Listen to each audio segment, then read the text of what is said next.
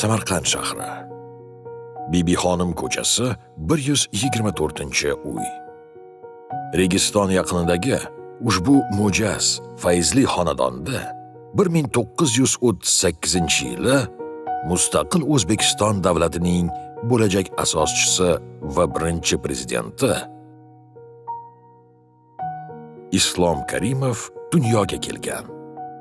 Ushbu oilaviy fotosurat 1928-yilda Islom Karimov tavalludidan 10 yil avval olingan.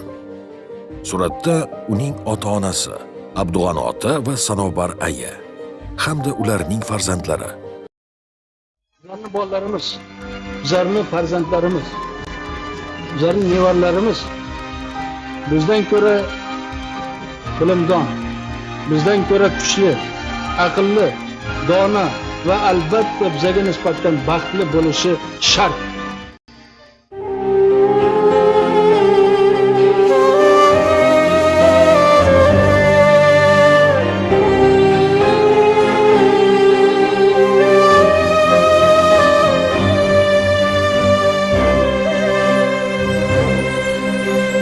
Bizdan baxtli bo'lsin bolam degan bobom edingiz. Hech kimda yo'q tinch kunlarni bergan bobom edingiz. Nahot onam aytgan rost, osmonlarga ketdingiz. Endi bobo siz aytganday dono bola bo'lamiz. Katta bo'lsak xuddi sizday shu yurt uchun yonamiz.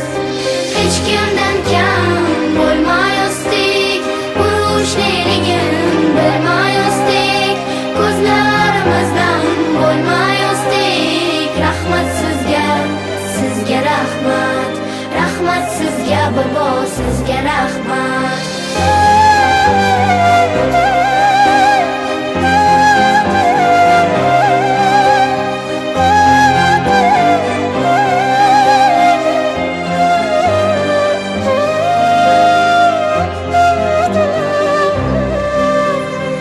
Minnatdormiz sizdan bobo, farovon tinch kunlarga.